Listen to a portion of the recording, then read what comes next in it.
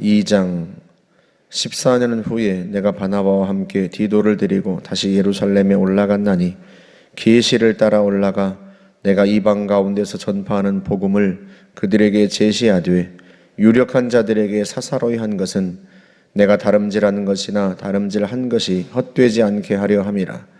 그러나 나와 함께 있는 헬라인 디도까지도 억지로 할례를 받게 하지 아니하였으니 이는 가만히 들어온 거짓 형제들 때문이라. 그들이 가만히 들어온 것은 그리스도 예수 안에서 우리가 가진 자유를 엿보고 우리를 종으로 삼고자 함이로되 그들에게 우리가 한시도 복종하지 아니하였으니 이는 복음의 진리가 항상 너희 가운데 있게 하려 함이라. 유력하다는 이들 중에 본래 어떤 이들이든지 내게 상관이 없으며 하나님은 사람을 외모로 취하지 아니하시나니 저 유력한 이들은 내게 의무를 더하여 준 것이 없고 도리어 그들은 내가 무할례자에게 복음 전함을 맡은 것이 베드로가 할례자에게 맡음과 같은 것을 보았고 베드로에게 역사하사 그를 할례자의 사도로 삼으시니가 또한 내게 역사하사 나를 이방인의 사도로 삼으셨느니라. 또 기둥같이 여기는 야고보와 게바와 요한도 내게 주신 은혜를 알므로 나와 바나바에게 친교의 악수를 하였으니 우리는 이방인에게로 그들은 할례자에게로 가게 하려 함이라. 다만 우리에게 가난한 자들을 기억하도록 부탁하였으니 이것은 나도 본래부터 힘써 행하여 왔노라. 게바가 안디옥에 이르렀을 때 책망받을 일이 있기로 내가 그를 대면하여 책망하였노라. 야고보에게서 온 어떤 이들이 이르기 전에 게바가 이방인과 함께 먹다가 그들이 오매 그가 할례자들을 두려워하여 떠나 물러가매 남은 유대인들도 그와 같이 외식함으로 바나바도 그들의 외식에 유혹되었느니라. 그러므로 나는 그들이 복음의 진리를 따라 바르게 행하지 아니함을 보고 모든 자 앞에서 게바에게 이르되 네가 유대인으로서 이방인을 따르고 유대인답게 살지 아니하면서 어찌하여 억지로 이방인을 유대인답게 살게 하려느냐 하였노라. 우리는 본래 유대인이요 이방 죄인이 아니로되 사람이 의롭게 되는 것은 율법의 행위로 말미암음이 아니요 오직 예수 그리스도를 믿음으로 말미암는 줄 알므로 우리도 그리스도 예수를 믿나니 이는 우리가 율법의 행위로서가 아니고 그리스도를 믿음으로써 의롭다함을 얻으려 함이라. 율법의 행위로서는 의롭다함을 얻을 육체가 없느니라.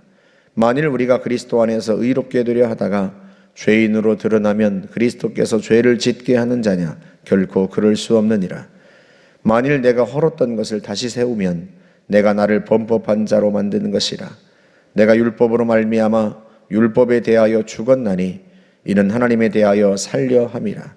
내가 그리스도와 함께 십자가에 못 박혔나니 그런즉 이제는 내가 사는 것이 아니요 오직 내 안에 그리스도께서 사시는 것이라. 이제 내가 육체 가운데 사는 것은 나를 사랑하사 나를 위하여 자기 자신을 버리신 하나님의 아들을 믿는 믿음 안에서 사는 것이라. 내가 하나님의 은혜를 패하지 아니하노니 만일 의롭게 되는 것이 율법으로 말미암으면 그리스도께서 헛되이 죽으셨느니라. 아멘.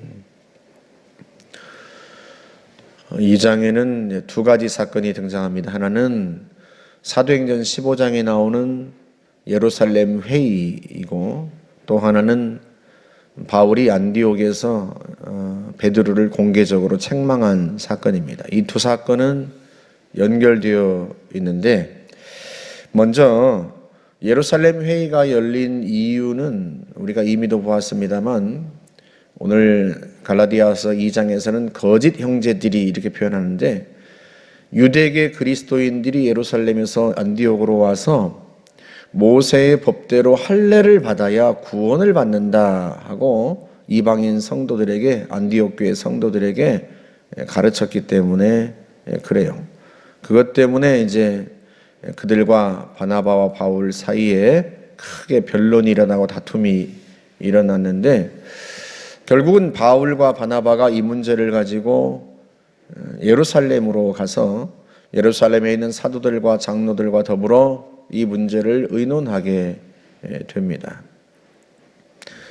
결국 이 회의를 통해서 할례를 받거나 또는 율법을 행함으로써 구원을 받는 게 아니라 그러니까 예수를 믿는 것 이외에 할례도 받고 율법도 행해야 온전한 구원을 받는다. 그게 아니라 예수 그리스도를 믿음으로써, 오직 예수를 믿음으로써만 구원을 받는다고 하는 사실을 다시 한번 이 복음의 진리를 확증하게 됩니다. 사도행전 15장 10절에 보면 베드로가 일어나서 이렇게 말을 해요. 지금 너희가 어찌하여 하나님을 시험하여 우리 조상과 우리도 능히 매지 못하던 멍에를 제자들의 목에 두려느냐. 우리 조상과 우리도 능히 매지 못하던 멍에, 그 멍에는 율법의 멍에입니다. 그 율법의 멍에를 온전히 감당하지 못했어요. 율법으로서는 그들이 결코 하나님 앞에서 의롭다고 인정함을 받을 수가 없는 거죠. 왜? 율법을 온전히 행할 수가 없으니까. 그러나 우리는 그들이 우리와 동일하게 오직 주 예수의 은혜로 구원받는 줄을 믿노라 하고 이야기합니다. 율법으로서는 자기들도 온전하게 되지 못했으나, 그러나 그들이 무엇으로 의롭게 되었어요? 주 예수를 믿음으로써, 주 예수의 은혜로, 예수께서 십자가에서 죽으시고 부활하심으로써 그 은혜로 구원을 받았단 말이죠. 그 예수 그리스도를 믿음으로써 구원받는데 이방인들도 동일하게, 그들도 우리와 동일하게 주 예수의 은혜로 구원받는 줄을 믿노라 하고 베드로가 이야기를 합니다. 그렇게 해서 바나바와 바울이 이방인들에게 전하는 복음이 진리임을 예루살렘에 있는 모든 사도들과 장로들이 확증을 해준 셈이 된 거고, 또 결과적으로는 바나바와 바울이 이방인의 사도로 증명이 된 셈이에요.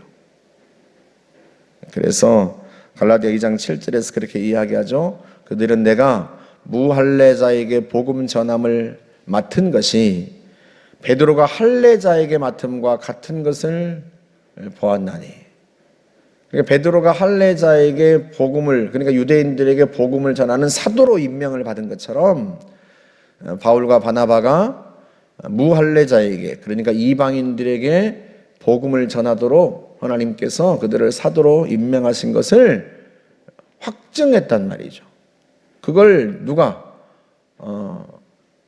예루살렘에 있는 사도들과 장로들이 그걸 확증했다기보다는 주님께서 그렇게 하신 것을 확인한 거죠. 왜? 그들이 1차 전도 여행에서 많은 이방인들에게 복음을 전하고 이방인들이 주님께로 돌아온 걸 보고, 바나바와 바울은 주님께서 이방인들에게 복음을 전하도록 사도로 세우셨구나.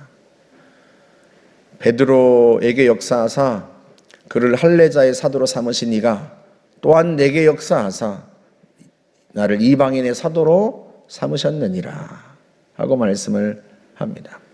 그래서 이 예루살렘에 올라간 이 사건을 오늘 갈라디아서 2장 2절에서는 내가 계시를 따라 올라갔다 이렇게 표현을 하는 거예요. 그러니까 바울이 임의로 예루살렘 회의로 예루살렘에 올라간 게 아니라 하나님께서 자기에게 올라가라고 계시를 주셨고, 그 계시를 따라 올라가서 과연 바울과 바나바가 전하는 이 복음이 확실하다고 하는 것을 모든 사도와 장로들을 통해서 인정받았고, 또 바나바와 바울이 이방인의 사도로 하나님이 세우신 것을 그들 또한 이제 인정하게 된 거죠. 여러분이 바울의 사도권은 중요하다고 말씀을 드렸죠. 고린도 전후서에서도 보았던 것처럼 바울이 주님께서 바울을 사도로 삼으신 것이 다른 이유 때문이 아니라 바울이 전하는 복음 때문이란 말이죠. 바울이 전하는 복음이 분명하고 확실하다고 하는 것, 그것을 무엇이 증명해줘요? 바울의 사도권. 주님께서 바울을 사도로 삼으셨다 하고 하는 이 사실이 바울이 전하는 복음을 증명해 준단 말이죠.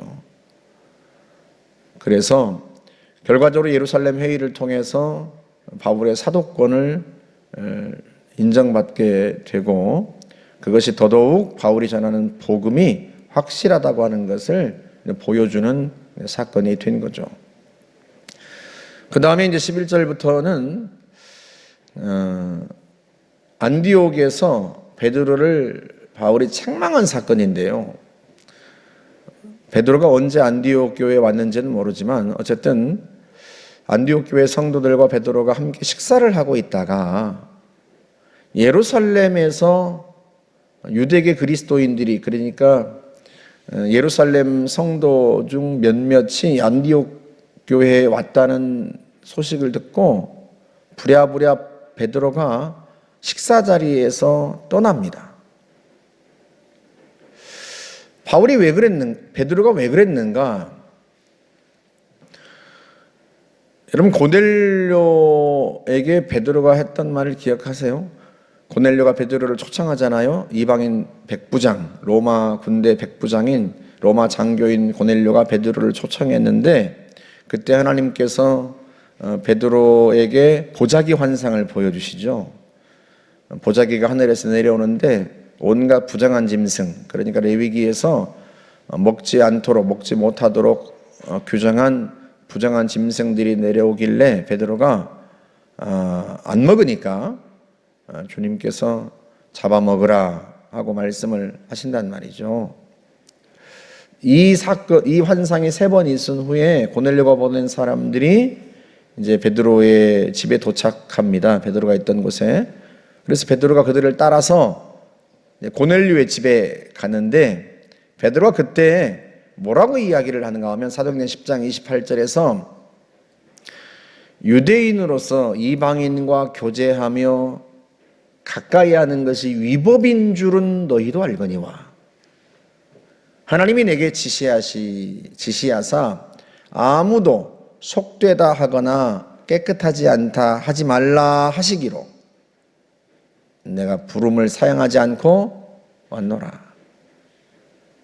그때 당시에 유대인들이 이방인과 교제하고 함께 식사하고 가까이 하는 것이 위법이다, 법에 어긋난다, 이런 이야기를 베드로가 고넬료에게 하죠. 이게 무슨 의미냐면, 여러분 레위기에 보면 정결법이 있는데 부정한 것을 만지면 그 사람도 부정하게 됩니다. 그처럼 유대인들은요, 하나님의 백성이 아닌 속되고 깨끗하지 않은, 정결하지 않은 이방인들과 함께 식사하고 함께 교제하는 것은 마치 내가 부정한 것을 만져서 내가 부정하게 되는 것처럼 여겼단 말이죠. 그래서 유대인들은 이방인과 함께 식사하지 않았습니다. 그게 율법을 어기는, 정결법을 어기는 것으로 보았어요. 그런데 하나님께서 베드로에게 보자기 환상을 보여주셨고, 또 베드로가 그렇게 고넬료 집에 와서 복음을 전할 때 고넬료에게 성령이 임하는 것을 보고, 하나님께서 이방인들도 깨끗하게 하셨구나, 정결하게 하셨구나, 구원하셨구나, 그걸 베드로가 깨닫게 돼요. 그래서 이 안디옥 교회에 왔을 때도 베드로가 안디옥 교회 성도들과 함께 식사를 했던 것 같아요. 문제는 예루살렘 교회 일부 유대계 그리스도인들은 여전히 이방인과 함께 식사하고 교제하는 것을 위법으로 아는 사람들이 여전히 있었단 말이죠. 그런데 예루살렘에서 성도들이 몇몇이 왔다고 하니까 베드로가 괜히 시끄러운 일이 일어날까 봐 얼른 자리를 피한 겁니다. 이걸 보고 바울이 공개적으로 베드로를 비난한 거예요. 네가 유대인으로서 이방인과 가까이 하며 유대인처럼 살지 아니하면서 어찌하여 억지로 이방인을 유대인답게 살게 하려느냐. 이게 무슨 말이냐면, 네가 지금껏 유대인과 함께 식사하고 가까이 하면서 유대인처럼 살지 않지 않았느냐. 근데 네가 유대인답게 살지 않으면서 이방인과 가까이 하고 이방인과 함께 교제하면서 어찌 이방인을 유대인답게 살게 하려고 하느냐.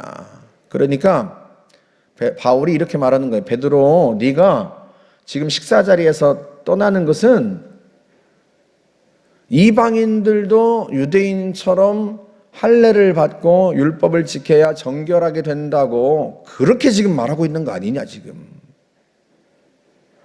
그러니까 베드로의 행동을 통해서 바울은 복음이 변질되고 오해되는 것을 방지하려는 거예요. 이방인 성도들이 베드로가 그렇게 행동하는 걸 보면서 우리가 아직도 부정한가? 아직도 깨끗하지 못한가? 우리도 할례를 행하고 율법을 지켜야 되는가? 그렇게 이방인 성도들이 오해하는 일이 벌어진단 말이죠. 그걸 방지하려고 베드로를 공개적으로 사람들이 있는 데서 공개적으로 비난한 거예요. 비판한 거예요. 너 스스로도 유대인답게 살지 않으면서 이방인과 교제하고 그렇게 살면서 어찌하여서 이방인 성도들을 유대인답게 살게 하려고 할례도 받아야 된다고 그런 생각을 하도록 만드느냐 하고 책망을 하는 거죠. 그 사건을 가지고 갈라디아 교회 성도들에게 복음을 다시 설명합니다. 15절에서 우리는 본래 유대인이요 이방 죄인이 아니로되. 바울이 자신을 얘기하는 거예요. 우리는 본래 유대인이다. 하나님의 백성이다. 정결한 백성이다. 이방 죄인이 아니다. 속된 사람들이 아니고 깨끗하지 않고 부정한 이방인이 아니다. 그러나 사람이 의롭게 되는 것은 율법의 행위로 말미암음이 아니요 주 예수를 믿음으로 말미암는 줄 알므로 우리도 그리스도 예수를 믿나니. 우리가 유대인이고 하나님의 백성이지만 그렇다고 해서 우리가 정결한가? 율법의 행위로서 우리가 의롭다함을 하나님 앞에 얻을 수 있는가? 그렇지 않다. 우리 역시도 의롭게 되는 것은 예수 그리스도를 믿음으로써 의롭게 되는 줄 알기 때문에 우리도 그리스도 예수를 믿는 것이다. 이는 율법의 행위로서가 아니요 그리스도를 믿음으로써 의롭다함을 얻으려 함이라. 우리가 율법의 행위를 따라서 그리고 율법을 지킴으로써 의롭게 되는 게 아니고 예수를 믿음으로써 우리도 의롭게 되려고 하는 것이다. 우리 유대인들도 우리도 율법의 행위로서는 의롭다함을 얻을 육체가 없느니라. 갈라디아 교인들에게 자신이 안디옥에서 베드로를 책망했던 그 사건을 가지고 복음을 다시 설명하는 거예요. 베드로가 그렇게 행동함으로써 이방인 성도들이 잠깐 우리도 할례를 받아야 더 정결하게 되나? 이렇게 오해할까 봐 내가 공개적으로 그 당시 최고의 지도자였던 베드로를 공개적으로 책망하고 공개적으로 비난했다 내가. 왜? 복음은 그렇게 변질되면 안 되기 때문에. 내가 계시로 받은 복음인데 주 예수께서 친히 주신 복음인데 그 복음에다가 무언가를 덧붙이려 해서는 결코 안 된다. 왜 지금 바울이 이야기를 해요? 갈라디아 교인들이 똑같이 할례를 받고 율법을 지켜야 의롭게 되고 더 정결하게 온전하게 된다고 그리고 미혹받고 있기 때문에 지금 이 이야기를 똑같이 하는 거예요. 안디옥 교회 성도들이 받았던 미혹처럼 갈라디아 교인들도 지금 그런단 말이죠. 그래서 그걸 지금 바로잡고 있는 것입니다. 율법의 행위로서는 의롭다함을 얻을 육체가 의롭다함을 얻을 사람이 없다. 그러면서 그 유명한 갈라디아 2장 20절 말씀을 하죠. 내가 그리스도와 함께 십자가에 못 박혔나니 그런즉 이제는 내가 사는 것이 아니요 오직 내 안에 그리스도께서 사시는 것이다. 내가 그리스도와 함께 십자가에 못 박혔다. 옛사람은 십자가 위에서 이미 죽었다. 율법의 정죄를 따라 십자가 위에서 심판받았다. 어떻게? 그리스도께서 십자가 위에서 죽으실 때 그때 나도 율법의 정죄를 따라 죄인인 나는 그때 죽었다.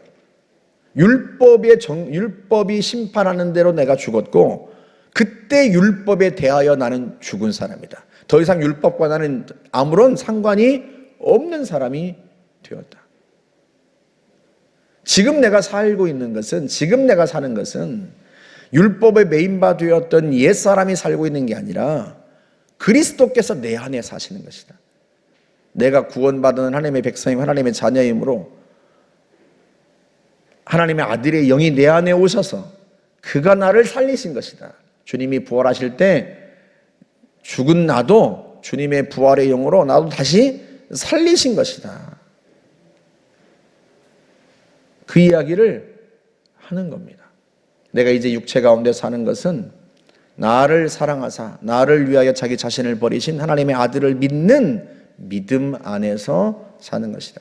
지금 내가 이렇게 육체 가운데서 살고 있는 것은, 내가 육체로 살고 있는 것은 옛사람이 율법에 매여 있고 율법의 정죄를 받고 율법의 심판을 받아야 할 옛사람이 살고 있는 게 아니라 그리스도를 믿는 믿음으로서 살고 있는 것이다. 내가 지금 그 믿음이 나를 살게 했다.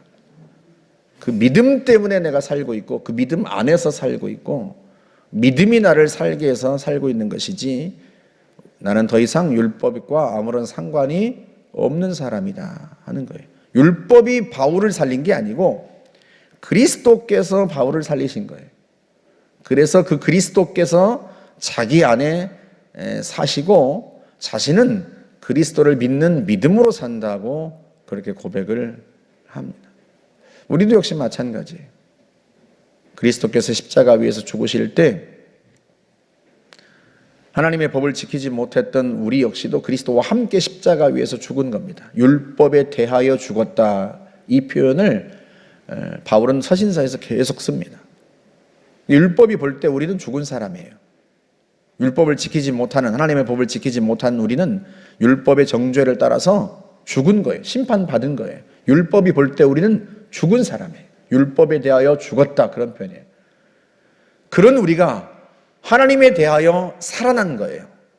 그리스도로 말미암아, 그리스도의 부활 생명과 그 은혜로 말미암아 우리가 다시 산 겁니다. 하나님이 보실 땐 우리가 산 사람이 된 거죠. 하나님 앞에서 산 사람이 된 거예요. 예수를 믿음으로써 그리스도의 은혜로 구원받고 새 생명이 된 거죠. 그걸 예수님께서 요한복음 3장에서는 거듭났다, 다시 태어났다, 그렇게 표현을 하셨습니다.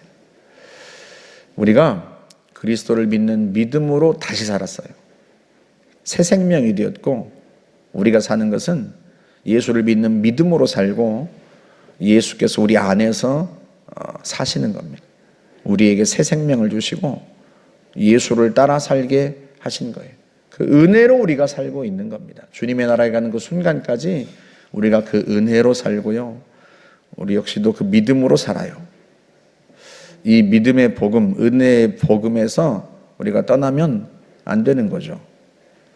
간혹 어떤 이단들은 자기들이 14만 4천 안에 들어야 하고 14만 4천 안에 들려면 포교를 열심히 해야 된다고 말하는데, 구원은 그렇게 오는 게 아니에요. 예수를 믿음으로써 얻는 것입니다. 주님과 함께 죽고 우리가 주님과 함께 산 거예요. 그 복음 안에 항상 머무르시기를 주님의 이름으로 축복합니다. 함께 기도하겠습니다. 좋으신 하나님 아버지, 은혜를 감사합니다. 우리가 율법에 대하여 죽고 하나님께 대하여 살게 하신 것은 그리스도 때문입니다. 그리스도와 함께 죽고 그리스도와 함께 살아 예수의 생명을 누리게 하시고 새 생명 가운데 살게 하신 하나님을 찬양합니다. 우리를 구원하신 그 주님을 믿는 믿음 안에서 믿음으로 굳건하게 살아갈 수 있도록 우리를 늘 인도하여 주옵소서. 예수님의 이름으로 기도하옵나이다. 아멘.